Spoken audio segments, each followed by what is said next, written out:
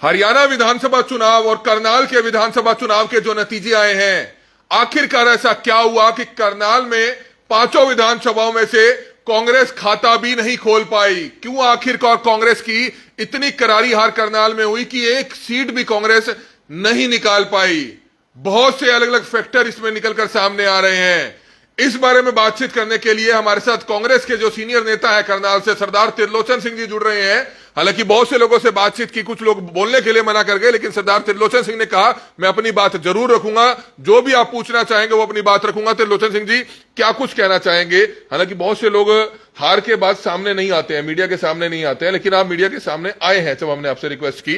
क्या समझते हैं कि क्यों कांग्रेस की इतनी करारी हार हुई करनाल में? पांचों सीटों में से एक सीट भी नहीं जीत पाए आप। देखिए, पहले मैं आपके माध्यम से करनाल जिले के पूरे मतदाताओं का जो उन्होंने फैसला किया उसका सम्मान करता हूं। दूसरा, जो कार्यकर्ता कांग्रेस के दिन रात ईमानदारी से मेहनत करते रहे उनका भी मैं धन्यवाद करता हूं। और 500 सीटें ना जीतना एक बहुत बड़ी आश्चर्यजनक बात है। करनाल में 2-3 सीट तो हम पहले नंबर पर लगा रहे थे, भी शमशेर सिंह गोगी वाली, वरिंदर ठोर वाली और ये राकेश कंबोज वाली 100% जीतेंगे। करनाल को हम फंसा मान रहे थे 5-4 हजार में ऊपर नीचे हो सकते हैं, लेकिन करनाल इतना पिछड़ जाना, इससे बड़े महसूस होता है भी हमारे से क्या कमी रहेगी।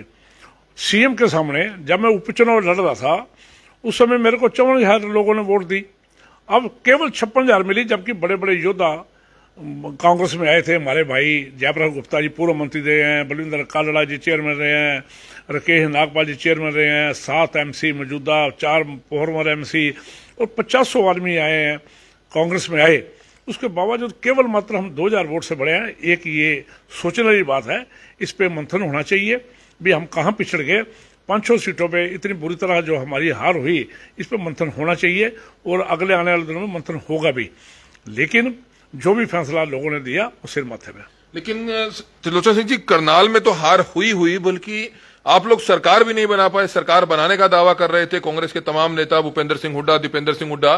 क्या फैक्टर्स लगता है आपको, कहां कमजोरी रही, कहां कमी रही, जिसके चलते भूपेंद्र सिंह हुड्डा लाख प्लस वोटों से जीते हैं, उसके बावजूद भी सरकार नहीं बन पाई? देखिए, कहीं ना कहीं बीजेपी अपने एजेंडे में कामयाब हुई। एजेंडा क्या था उनका? हरियाणा के अंदर जाट और नॉन जाट का बात करनी। और आरएसएस पिछले काफी समय से हरियाणा भर में मीटिंगों का दौर जारी था और अलग अलग बरादरी के लोगों को मिलके ये समझाने का प्रयास कर रही थी भी हमारे हित में क्या है क्या नहीं है।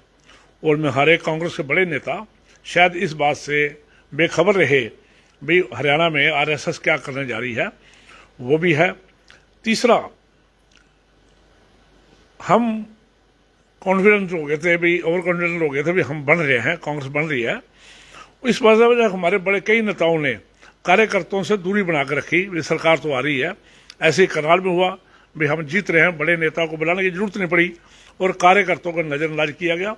ये भी एक बात है। ऐसा क्या हुआ कि बीजेपी ने तो बड़े बड़े स्टार प्रचारक बुलाए 5 विधानसभाओं में, लेकिन करनाल में कोई भी स्टार प्रचारक के तौर पर कोई बड़ा नेता क्यों नहीं आया?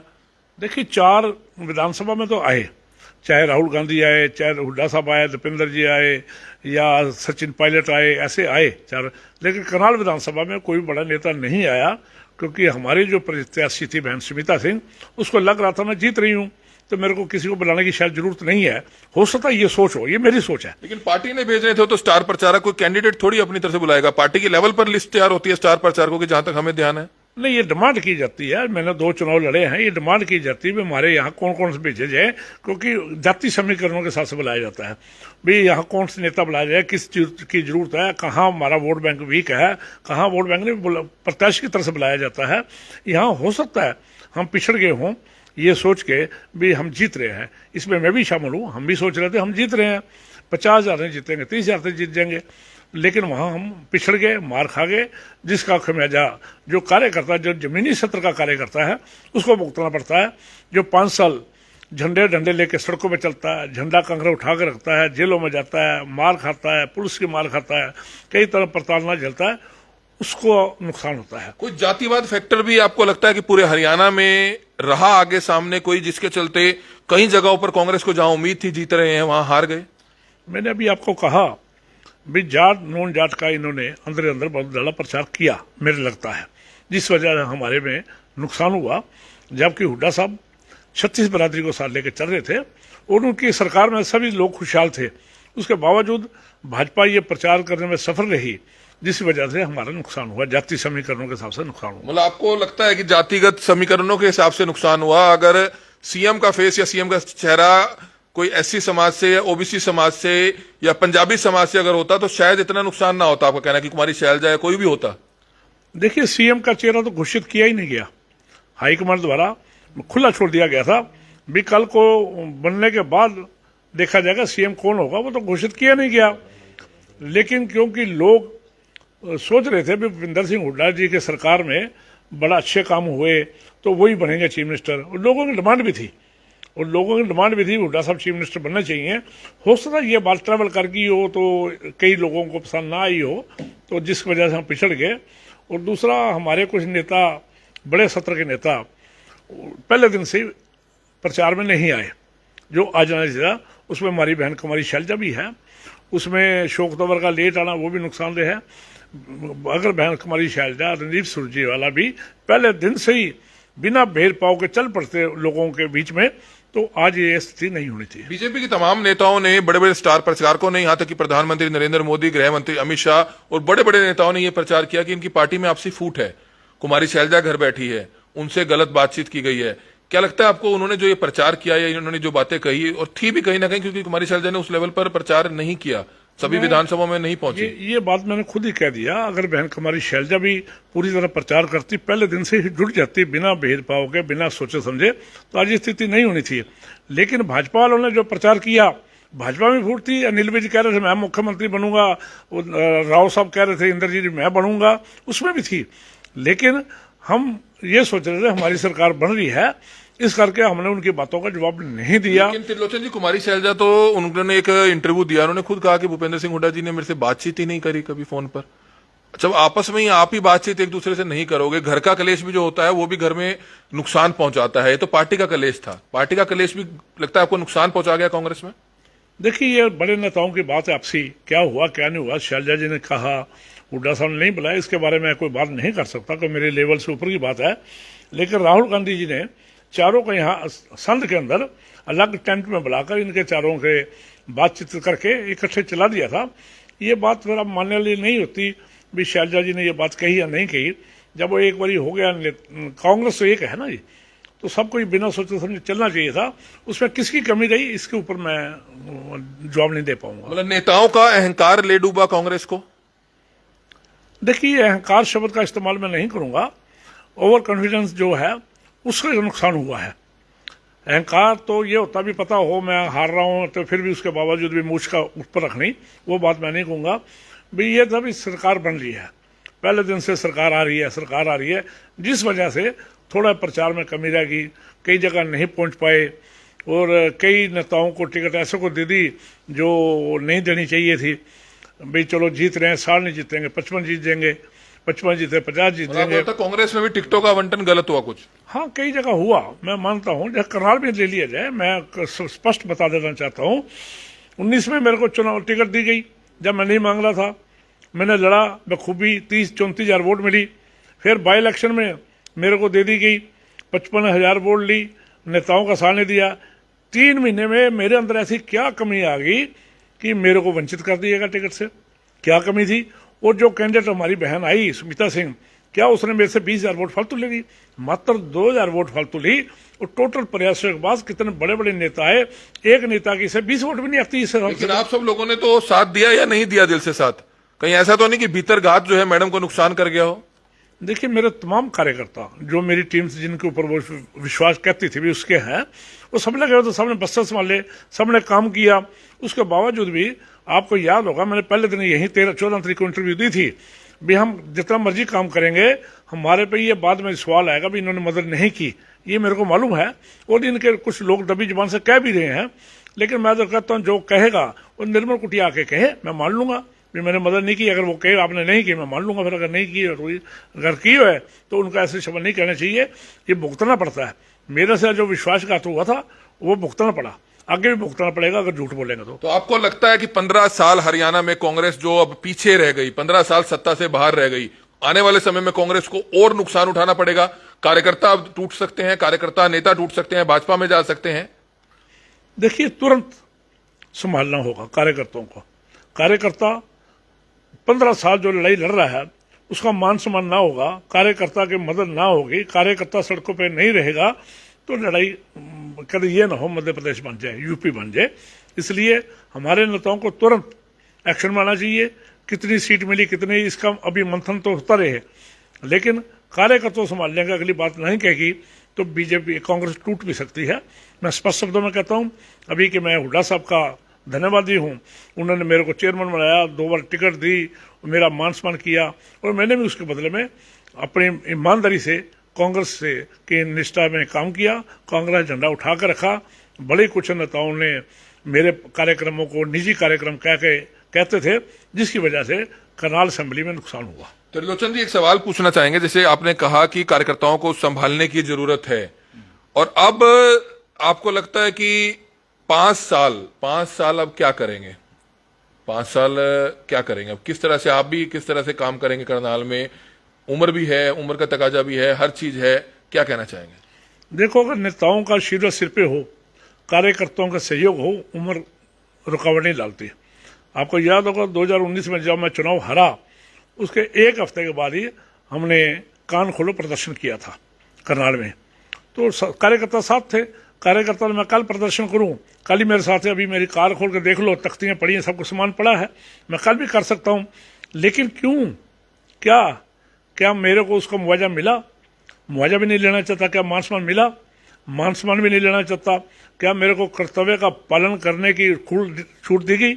और कार्यालय के अंदर ही बैठ के मेरे बारे अपशब्द जब बोले जाएं, कार्यालय